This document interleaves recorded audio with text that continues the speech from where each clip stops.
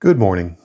I am going to do something a little bit different for my morning devotions today. I'm going to read Proverbs 29 and try to do a little bit of commentary, self-application, um, notes and whatever on the verses as I read through them, and we'll see if we can come up with anything that's interesting. Proverbs is basically just a collection of different sayings and stuff like that. There's some exceptions in different book chapters, but it's just a collection of different good sayings, and if you can apply them to your life, things will go better for you. There's a lot of good stuff in there, and if everybody lived their lives according to the book of Proverbs, or at the very least took something, even just a fraction of the stuff that comes out of Proverbs, um, their lives would be easier, and I think society in general would benefit. So we're going to start on verse 1. He who is often reproved, yet stiffens his neck, will suddenly be broken beyond healing. Oh, and I'm reading from the ESV version.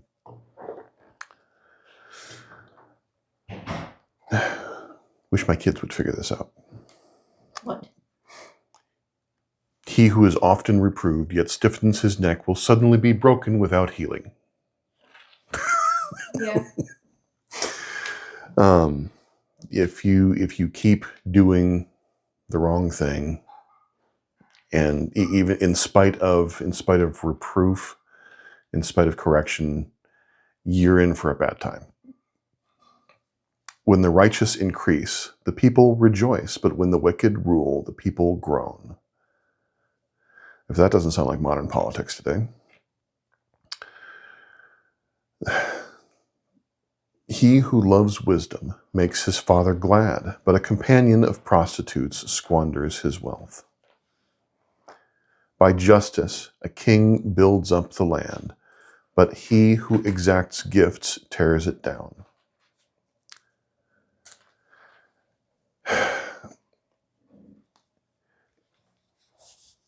It's difficult to...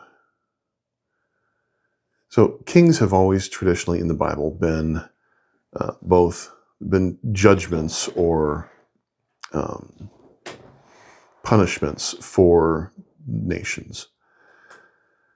A good king can be a reward for a nation. A bad king is very often a punishment for specifically the nation of Israel. When the nation of Israel decides that they're not going to follow God, then he gifts them with terrible rulers, whether that's the kings that ruled over them and brought their nation to ruin, or a ruler in the form of a conquering nation when they are shipped off into slavery. By justice, a king builds up the land. If a king is just, the land will prosper. But if the king tries to, I don't know exactly what gifts it's referring to. I'm guessing it would be something akin to taxes or bribes or something along those lines. I think it possibly refers to corruption. Which version is this? That's the New King James. Oh, King James, yeah. Verse 4, the king by judgment establisheth the land, but he that receiveth gifts overthroweth it. I mean, yeah, I would need to look up the root of that word gift or receiveth to see where that comes from exactly. But I think the general statement is if you're a king and you're trying to extract wealth from your nation, specifically to prop yourself up, then you're probably going to destroy your nation rather than make it prosper. Verse 5. A man who flatters his neighbor spreads a net for his feet. An evil man is ensnared in his transgression, but a righteous man sings and rejoices. So we're called to live in peace with all men in as much as it within us lies. But there is the flip side of that is if you try to be if you're a flatterer, if you try to butter up your neighbor, you can very easily make an enemy of them instead. Because people can see through fakeness. People can see through that stuff. Scoffers set a city aflame, but the wise turn away wrath. That just brings to mind the Summer of Love back in 2020. Scoffers setting the city aflames. Just so many cities in flames. If a wise man has an argument with a fool, the fool only rages and laughs, and there is no quiet. That just sounds like Twitter. Or X, I guess. Trying to have an actual conversation on any sort of social media these days is an exercise in futility. Bloodthirsty men hate one who is blameless and seek the life of the upright. And I think we're really seeing that in politics these days, where righteous men have finally, I say righteous, righteous is maybe the wrong word. Good men have finally been put into the positions of power, and people are so bloodthirsty that they are attacking those that support these men, because they can't attack the men directly, or at least they can try, but they know they're going to fail. But they can attack those that support these men who have been placed into power. And their actions are nothing if not bloodthirsty. I've seen videos of vehicles being destroyed, people being assaulted, for no other reason than they have some visual symbol or sign of support of certain people. And what is that if not just bloodthirst?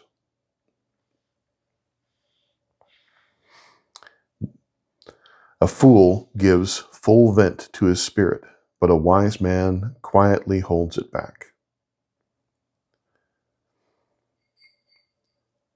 Again, Twitter.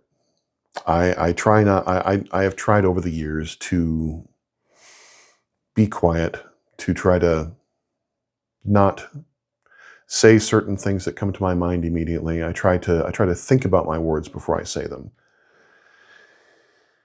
That's not the case on most social media these days. And there are a lot of fools that you can find on social media. If a ruler listens to falsehood, all of his officials will be wicked. And again, you can see this in politics today.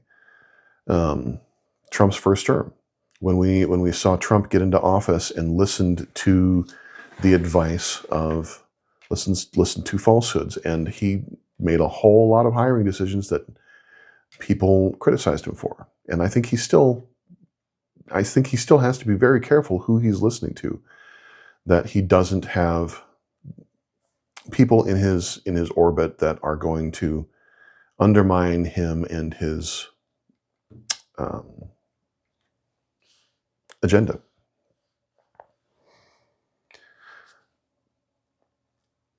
The poor man and the oppressor meet together. The Lord gives light to the eyes of both. If a king faithfully judges the poor, his throne will be established forever. And I'd have to reread a lot of Proverbs, but I think there's kind of a theme throughout Proverbs of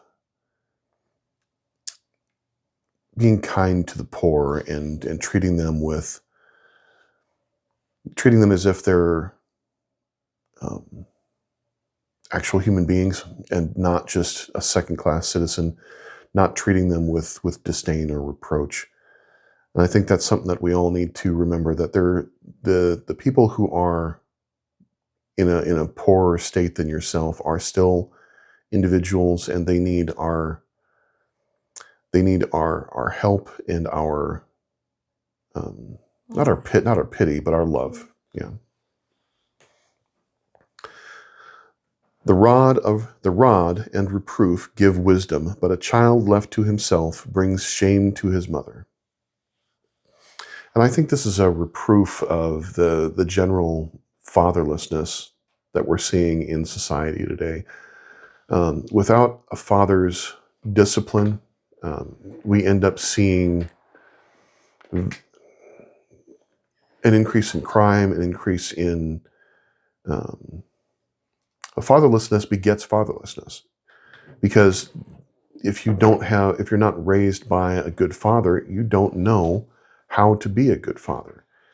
That's not to put down single mothers at all, because it's there are many single mothers who raise excellent children.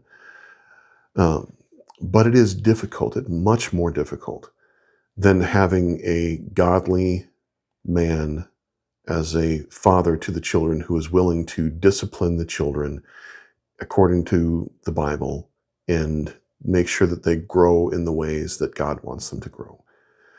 Father and a mother, that's the way God designed the family. And anything beyond that is much more difficult, to say the least.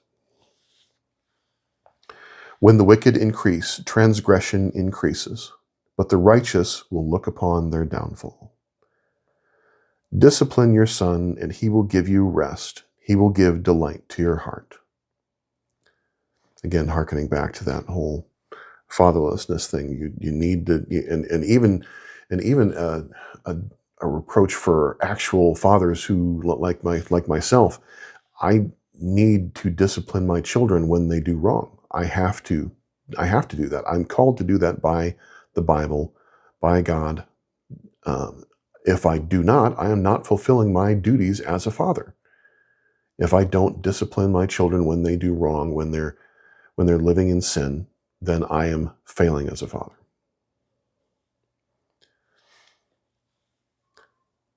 Uh, 18.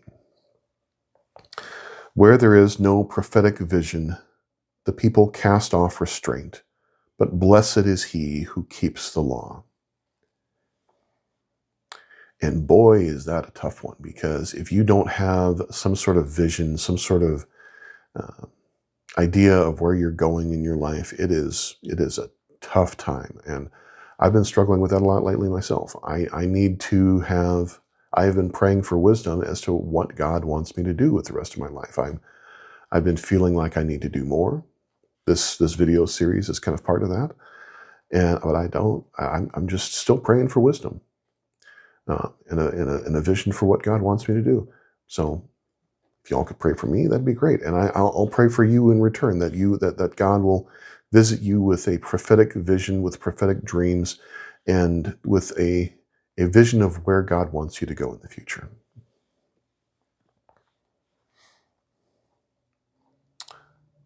Goodness, I keep losing my spot here. There we go. By mere words, a servant is not disciplined, for though he understands, he will not respond.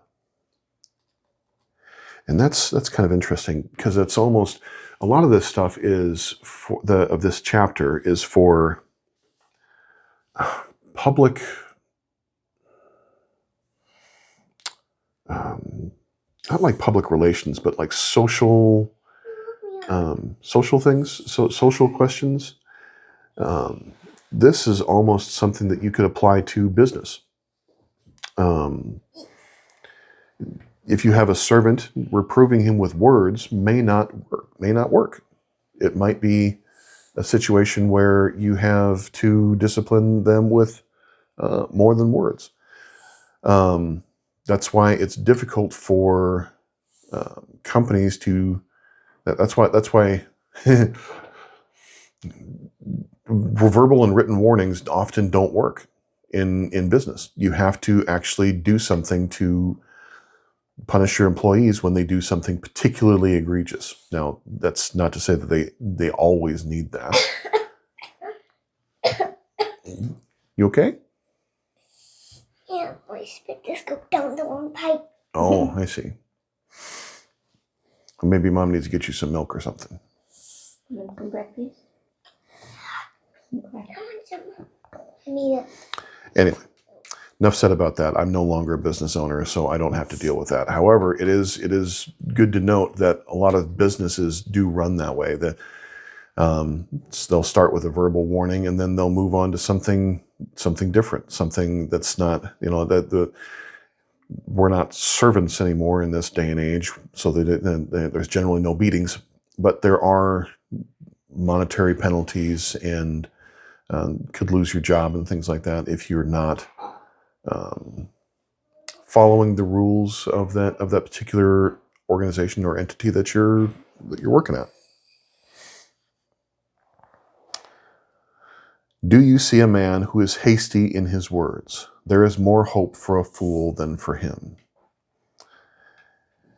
And this one, again, just social media and in general in your life, you need to think about your words. We're called by Jesus, by God, to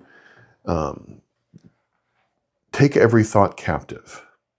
And in practical terms, what that means is you need to be thoughtful in the things that you say, and you need to make sure that you're not saying things in haste or speaking in anger. The old adage of counting to 10 before you speak if you're angry came out of something like this, because it's if you pause, think about what you're doing, don't be hasty, be like Treebeard, don't be don't be hasty, and think about what you're doing before you blow up and destroy Isengard. Oh, honey, What? you're funny.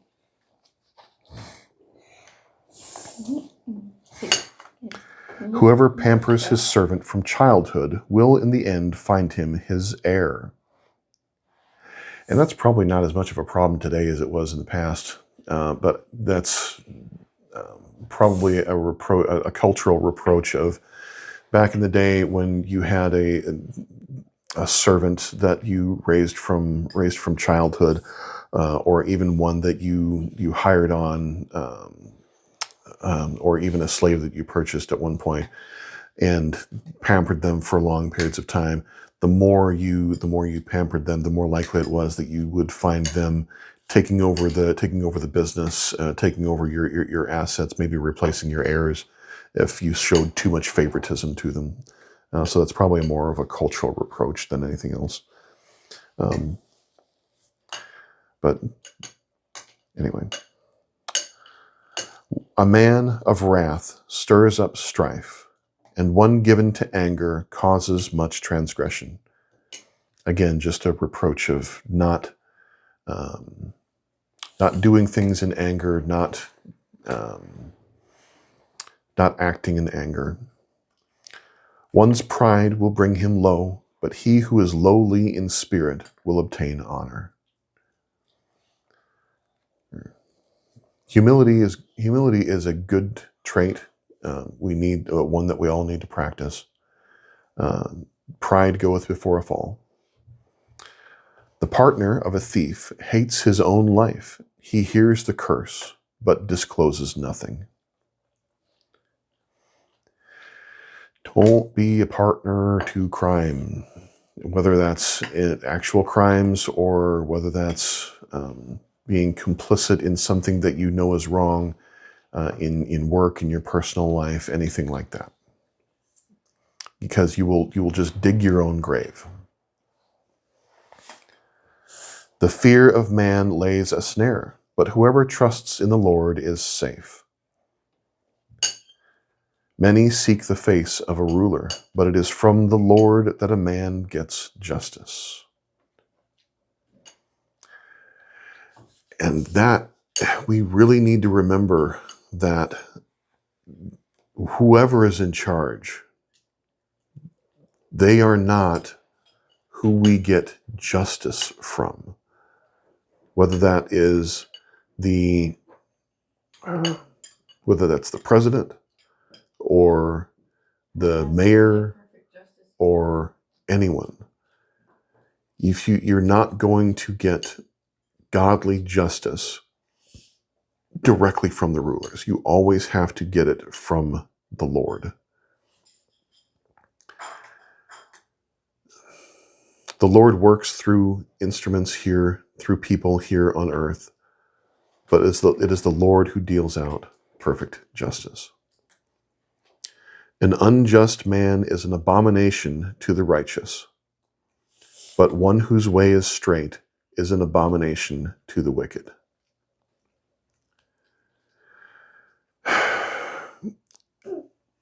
And I hate to sound like it's that this whole thing is turning into a little bit of a political rant for me, but an unjust man is an abomination to the righteous. To my mind, that brings to mind Biden. He was an unjust ruler, in my opinion, and he was an abomination to those that think like me.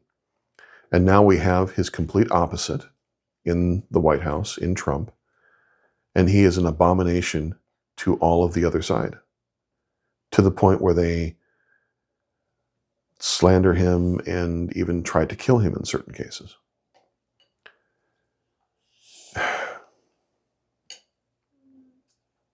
I hesitate to say that God put Trump in office. I kind of hesitate to say that. I think it's a little bit more complicated than that. I think he's a result of things that happened with the previous administration and the general course of this country and the course of the world in general.